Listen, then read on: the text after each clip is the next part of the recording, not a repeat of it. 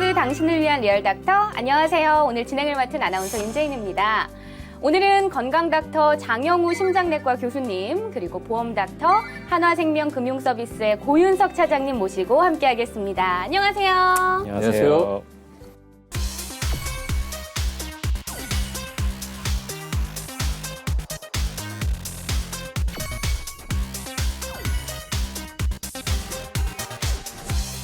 네. 자, 그리고 오늘은 아주 특별한 게스트를 한 분 더 모셨습니다. 언제나 에너지 넘치는 열정가의 트로트 가수 신인선 씨 모셨습니다. 안녕하세요. 신선해 신선해 신선해. 안녕하세요. 유쾌보이 싱싱보이 언제나 신선한 가수 인사 드려요야. 네, 이렇게 오늘 듬직한 보험닥터 고윤석 차장님, 그리고 특급 게스트 신인선 씨와 함께 나눠볼 오늘의 주제 더욱 궁금해지는데요. 오늘의 주제는 뭔가요, 교수님? 네, 오늘의 주제는 질환 발생 단 몇 초 후에도 갑자기 돌아가실 수 있는 심혈관 질환에 대해서 이야기를 해보려고 합니다. 저희는 보통 얘기를 할 때 사망원의 1위를 암이라고 보통 말을 많이 하거든요. 그런 자료도 많이 보고. 근데 이제 심혈관 질환도 말씀하신 것처럼 사망 확률이 굉장히 높은 질병인 거죠. 예, 맞습니다. 우리나라에서는 암 질환에 의한 사망률이 1위가 맞고요. 이제 2위가 저희가 오늘 말씀드린 주제인 심혈관 질환이거든요.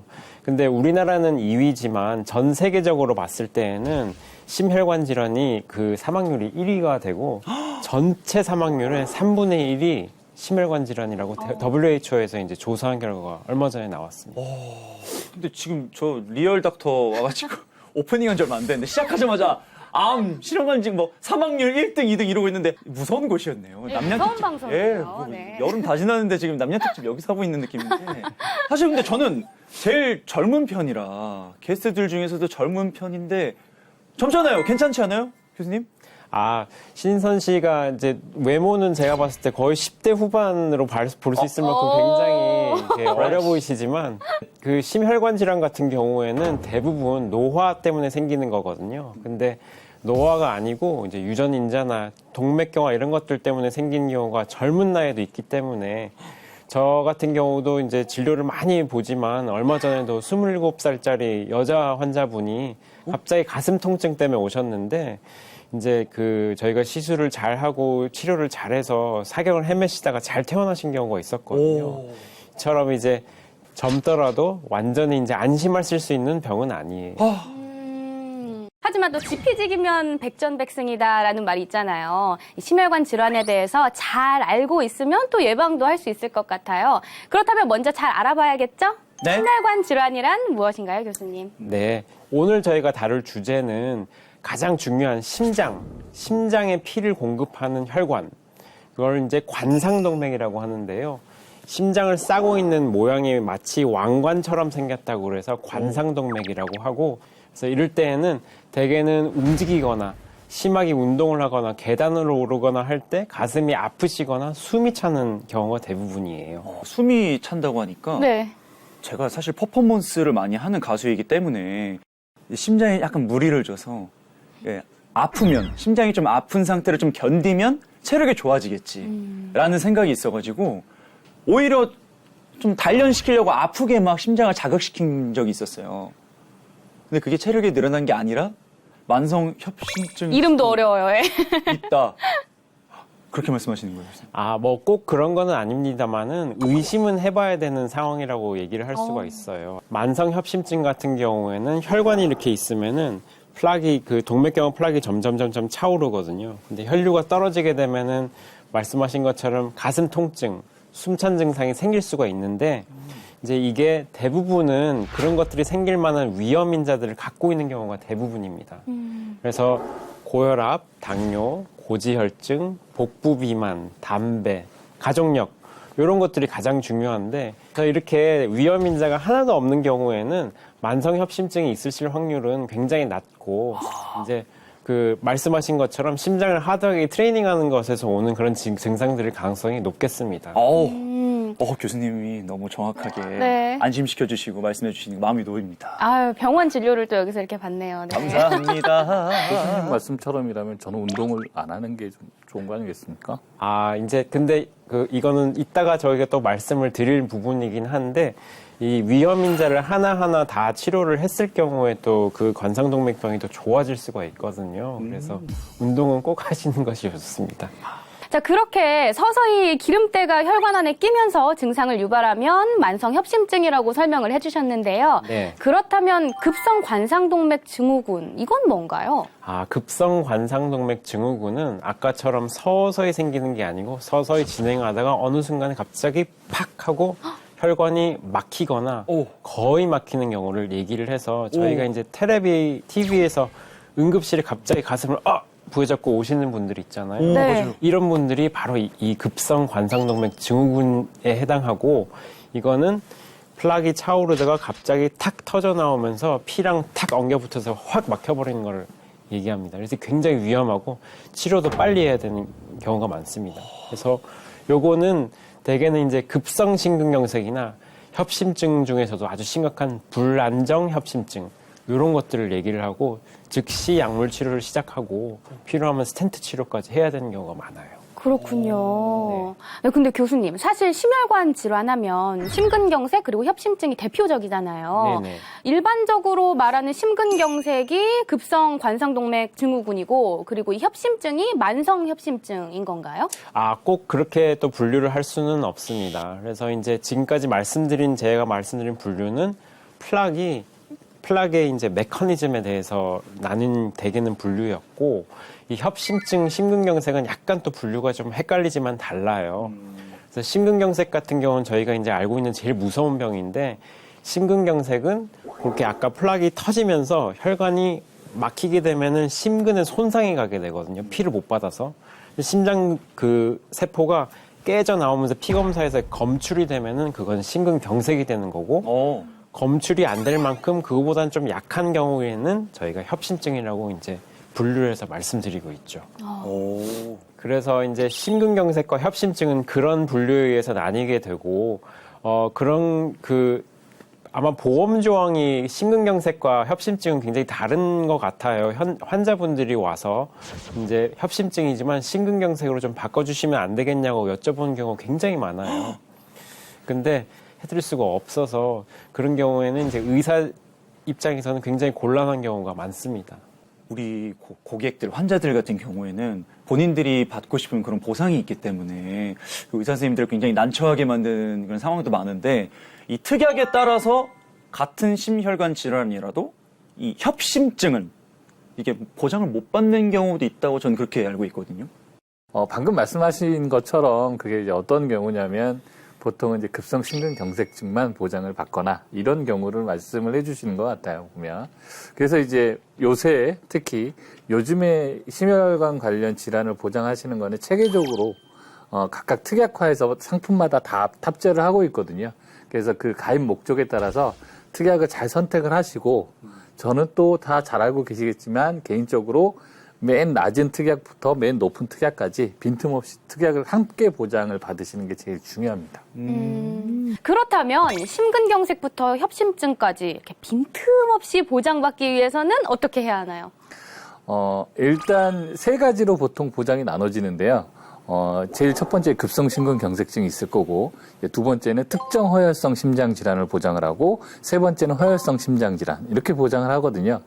조금 이렇게 쉽게 말씀을 드리면 저희가 이렇게 삼각형 형태 모형처럼 맨 밑에가 허혈성 심장 질환을 보장을 다 하고 그 위로 가서 특정 허혈성이라고 해서 그 중에 몇 가지를 추가로 보장을 하고 그리고 맨 위에 급성 심근경색증을 해서 거기에 추가로 보장을 하고 그러니까 예전에는 급성 심근경색증만 보장을 했던 경우들이 좀 많아서 지금 이 세 가지를 차근차근 보장을 해주시는 게 제일 중요하고요. 사실 뭐 보장받으려고 아플 수는 없잖아요. 그쵸. 네, 사람이 아프지 마세요, 아프지 마세요 해야 되는데 그래서 저는 이 심혈관 질환 어떻게 예방해야 되는지 교수님께 또 묻고 싶습니다. 아주 좋은 가장 중요한 질문이겠죠. 이미 걸리고 난 뒤에는 그죠?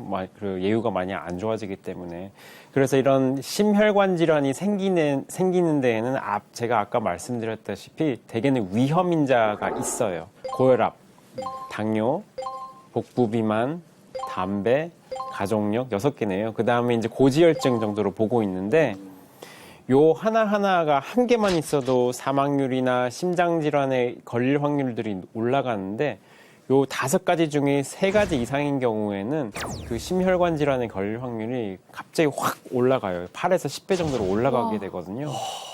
그래서 그 하나하나를 잘 잡아서 치료하는 것이 중요한데 아까 말씀드린 고혈압, 당뇨, 담배, 비만, 뭐 심장 가족력 이런 것들은 대개는 비만이랑 같이 오는 경우가 많아서 그 운동, 식이요법 이런 것들을 꼭 같이 같이 해주시는 게 제일 중요하다고 할 수 있겠습니다. 선생님 왜 웃으세요? 아니, 전 이제 그래요? 익숙합니다. 그래요? 매달 하고 있기 때문에. 그래요? 옆에서 너무 끄덕끄덕하고 있으셔가지고. 익히 잘 알고 있습니다. 근데 사실 이렇게 말씀해 주시는데 뜨끔하지 않을 현대인이 어디 있겠어요. 그렇죠. 예, 다 스트레스 받고 다 급하게 음식 먹고 패스트푸드 먹고 수면 부족하고 다 똑같죠. 그래서 이렇게 리얼 닥터를 하고 나면 저는 늘 다시 한번 제 건강을 돌아보고 반성하면서 다시 한번 관리해야겠다는 이런 다짐을 하는 것 같습니다. 네. 그런데 교수님, 이 제 주변에 조금 연세 있으신 분들을 보면 혈관 질환 관련 약 드시는 분들이 굉장히 많거든요. 네네. 혈압약은 진짜 많이들 드시는 것 같고 고지혈증 때문에 약 드시는 분들도 많으신데 그럼 이 약은 나이 들어서 계속 평생 먹어야 되는 약들인가요? 아주 날카로운 질문이세요. 저희가 이제 진료를 보게 되면은 당신은 뭐 혈압약을 드셔야 됩니다. 혹은 고지혈증약을 드셔야 됩니다. 이런 것들을 대개는 말씀드리면 첫 번째 나오는 멘트가 환자분들이 99% 이거 평생 먹어야 되나요? 거든요. 네. 근데 저희가 오늘 주제인 심혈관 질환, 관상동맥 질환이 한번 생기신 분들은 재발률이 굉장히 높아요. 그래서 이제 약물 치료를 대부분은 평생 해야 되는 경우가 많습니다. 정말 이게 발병하지 않게 조심을 하는 게 우선순위겠네요. 맞습니다. 네. 심혈관 질환 한번 이렇게 경험하면 계속 먹어야 되는 거네요. 그렇죠. 맞습니다. 네. 환상동맥? 내가 약을 평생 먹어야 될 상인가? 여러분들 조심하셔야 됩니다. 예? 사실 저희는 심혈관 질환 시술한다 그러면 왜 스탠스 한다 이런 많이 얘기 들어봤어요. 많이 듣잖아요. 그 보험에도 어르신들. 얘기 많아요. 네. 맞습니다. 이제 시술이 꼭 필요한 경우가 있습니다. 심근경색과 협심증이 있는 경우가 있는데 그 중에서 전부 다 스텐트를 넣어야 되는 것은 아니고 꼭 필요한 경우가 있습니다. 근데 현재까지 나와 있는 결론으로는 급성 심근경색, 갑자기 그래서 이제 응급실로 오시는 분들은 그 중에서도 이제 그 대부분의 환자들은 스텐트를 이제 넣게 돼 있죠. 그 동맥경화가 쌓여서 혈관이 막혀있는 경우에는. 그리고 협심증 중에서도 2가지로 나뉘어 있거든요. 하나는 아까 처음에 말씀드린 만성 협심증인 경우에는 혈류가 유의하게 떨어져 있는 경우에만 저희가 스텐트를 필요하면 하게 되는 거고요. 그건 이제 혈류 검사라는 걸 FFR이라는 걸 해야 되고 그거보다 조금 심각한 불안정 협심증 같은 경우에는 이제 거의 대부분의 이제 스텐트 치료를 하게 되죠.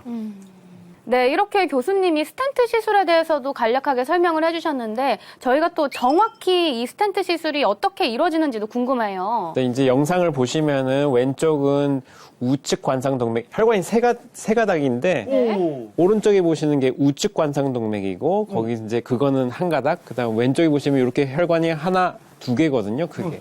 그래서 2개, 총 3개가 되게 되고 관을 하나씩 걸어서 저희가 이제 협착 부위가 왼쪽과 오른쪽에서 보이시죠?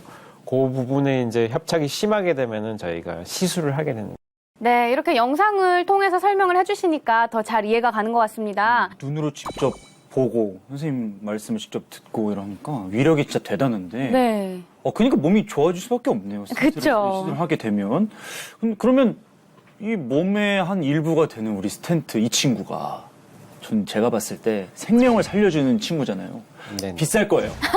나는 건강해지고 싶은데 돈이 안 되면 어떻게 제 시술을 받을 수가 없는 거잖아요. 맞습니다. 네. 그래서 이제 이런 스텐트 치료 같은 경우를 만약 미국에서 하신다고 하셨다면은 그 속된 말로 기둥 하나 뽑으셔서 네? 치료비를 댔어야 되는데 진짜요? 우리나라 같은 경우는 국민건강보험이 굉장히 잘 돼 있어요.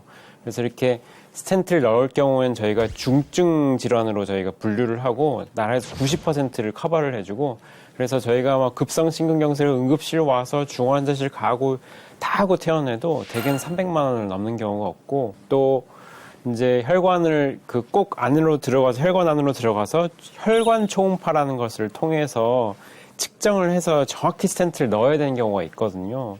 그런 카테터 같은 경우에는 이제 보험이 안 되고 비보험으로 대개는 150만 원에서 250만 원대 정도가 비보험으로 이제 그 환자 부담금이 늘어나는 경우가 있긴 있고, 중환자실을 가시거나 아니면 시술로서 불가할 경우에는 수술을 해서 개흉 수술을 해야 되거든요. 그런 경우에는 이제 비용이, 특히 수술하는 경우에는 비용 부담이 1,000만 원, 2,000만 원 정도 올라가는 걸로 제가 알고 있습니다. 교수님 말씀처럼 이제 심혈관 질환 같이 특히 이렇게 수술을 좀 동반하는 이제 질환 같은 경우에는 진단비도 되게 중요하지만 이렇게 수술 자금하고 입원비도 같이 꼭 준비를 하셔야겠어요. 아우, 무조건 해야 돼요. 네. 네. 그리고 아까 말씀하셨다시피 뭐 개흉 수술 같은 거를 해야 될 경우 이렇게 부담금이 훨씬 더 높아지니까 수술비에 대한 대비도 미리미리 해두는 게 참 좋겠네요. 그렇죠. 한 가지를 조금 더 말씀드리고 싶은데요. 뭐 지금 진단 자금하고 수술, 입원까지 말씀드렸지만 조금만 더 우리가 생각을 해본다면 심혈관 같은 경우에도 재발이 굉장히 잘 된다라고 저희가 좀 알고 있거든요. 실제로 이 말이 맞는 거죠, 교수님? 네, 맞습니다. 이렇게 해서 이제 심혈관 질환으로 스텐트를 하거나 안 하거나 병원으로 오셔서 이제 약물 치료를 하시게 되는 분들 같은 경우에는 대개는, 특히 스텐트를 할 경우에는 1년 재발률이 대개는 5에서 15% 정도 되거든요. 그래서 이제 약물 치료를 잘 하고 환자 건강 관리를 잘 하시는 것이 굉장히 중요하죠. 오늘은 저희가 이렇게 특급 게스트 신인선 씨까지 모시고 심혈관 질환에 대해서 이야기 나눠봤는데요. 네, 신인선 씨 오늘 함께 해보시니까 어떠셨나요? 제가 수많은 건강 프로그램을 많이 해봤지만 네. 이렇게 영상을 직접 보여주면서 그리고 저랑 이렇게 연관을 지어주는 우리 교수님 굉장히 약간 무서웠고요. 그 말은 이제 제가 저 집중을 할 수 있게 되었고, 젊은 사람들도 이 심장과 혈관이 위험할 수 있다. 굉장히 위험할 수 있다. 그래서 오늘 제가 느낀 거는요. 첫 번째, 아프지 말자. 두 번째, 혹시 아프더라도 미리미리 준비를 하자. 그래서 여러분들 오늘 교수님과 차장님의 말씀을 듣고 미리 준비를 하시면 굉장히 좋을 것 같습니다. 아프지 네. 마세요. 아프지 않는 거 중요합니다. 저희 뭐 이렇게 늘 전문의 교수님 그리고 또 고윤석 차장님 계시니까 뭐 리얼닥터 꾸준히 시청하시면 아프지 않고 행복하게 지내실 수 있을 것 같습니다. 자, 오늘 이렇게 함께 해주신 건강닥터 장영우 심장내과 교수님 그리고 보험닥터 하나생명금융서비스의 고윤석 차장님 고맙습니다.